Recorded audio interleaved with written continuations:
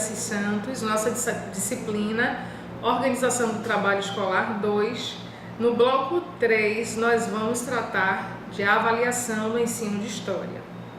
O objetivo deste bloco é discutir os processos avaliativos. Nós vamos refletir sobre a avaliação na disciplina de História, no ensino fundamental e médio, porque nós temos que lembrar que nós, habilitados, licenciados em História, nós estamos licenciados para dar aula no ensino fundamental 2 e no ensino médio. Nós vamos entender sobre essas classificações, essas gradações também a partir da Lei de Diretrizes e Bases da Educação Nacional, da Educação, identificando os diferentes tipos de procedimentos que podem ser utilizados para o ato de avaliar, porque a avaliação está diretamente ligada com o procedimento. Objetivo, procedimento, avaliação. Se eu consigo relacionar de uma forma positiva, de uma forma coerente esses três elementos, eu vou conseguir, de fato, desenvolver uma boa prática docente, porque dentro daquela relação, todo o tempo estará implicada a realidade do meu estudante e também a minha realidade enquanto profissional, de acordo com o que consta em nossa ementa. Então não é só uma questão teórica, realmente vocês perceberão esses elementos implicados em nossa prática. A avaliação, ela vai ser abordada neste terceiro bloco enquanto processo que ajuda a reconhecer se os objetivos educacionais defendidos previamente foram alcançados. Então, o ato de avaliar vai ser para verificar se todo aquele processo que eu planejei foi alcançado. E aí, para que seja uma educação de qualidade, obviamente, essa análise, essa avaliação não se encerra naquele documento escrito, naquele registro escrito, que pode ser um registro avaliativo, um questionário, uma prova. Não se encerra naquele registro oral, que pode ser um debate, que pode ser uma paródia. Ele não se encerra ali. A avaliação, ela vai ser estudada justamente nesse bloco como um processo.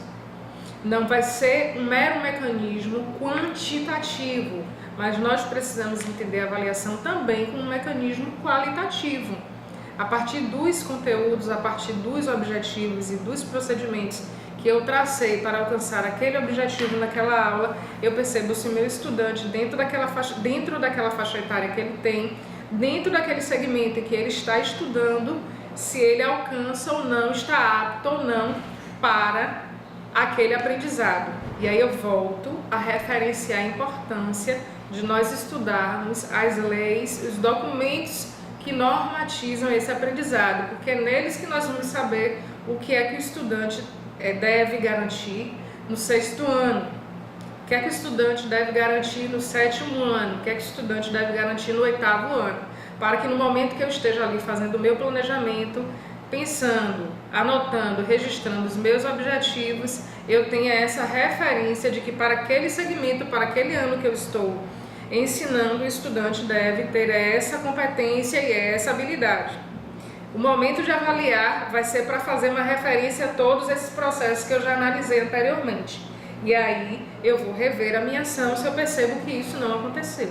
Por isso que sala de aula, ensino, aprendizagem são relações sérias que requer de todos nós um compromisso. Então, nós vamos ter avaliação perpassando pela reflexão do significado do planejamento, a avaliação entendida como integrante de uma prática metodológica que busque significado no saber que se constrói em sala de aula. Vamos tratar também de um tipo de avaliação que pouco a gente encontra e identifica na escola, que é justamente a avaliação diagnóstica. Nós chegamos para dar as nossas aulas e pouquíssimas vezes, raramente, nós traçamos uma avaliação diagnóstica para perceber se aquele estudante daquele ano, daquele segmento, está com aquela habilidade que nós verificamos naqueles documentos norteadores que ele precisa ter. Então essa avaliação diagnóstica, ela vem dessa forma para que nós possamos ter uma noção de como a nossa turma está em relação ao aprendizado em História. E a avaliação normativa, certo?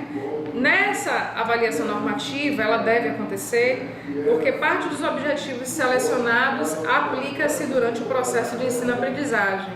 Então, nós vamos perceber se esses objetivos selecionados foram aplicados nesse processo de ensino-aprendizagem. Ela vai fornecer informações sobre estratégias escolhidas pelo professor, certo? E é a partir dessa avaliação formativa que nós vamos perceber se está contente ou não. Para que nós possamos estudar essa avaliação enquanto processo que ajuda a reconhecer se os nossos objetivos foram alcançados ou não, nós trabalharemos com Maria Cândido Proença, que vai nortear o nosso estudo referente a essa temática. Vamos trabalhar também a avaliação praticada enquanto um conjunto de etapas do processo educacional, como eu já falei anteriormente. São todas essas etapas, objetivos, procedimento, para que nós possamos chegar à avaliação das competências e habilidades que o nosso estudante precisa ter. Enquanto conjunto de etapas do processo educacional, quem vai nortear esse entendimento que nós iremos traçar vai ser justamente o Miguel Correia Monteiro. Para o desenvolvimento desse bloco, nós teremos o fórum de discussão, nós teremos também um elemento de resumo para tratarmos dessa questão da avaliação.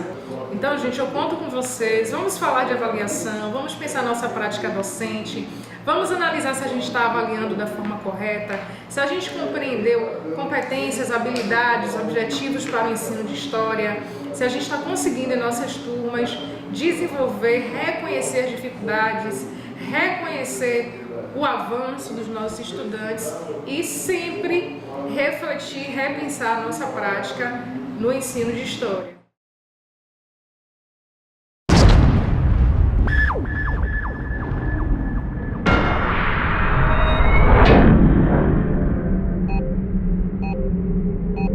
Warning, proximity alert. Unknown presence detected.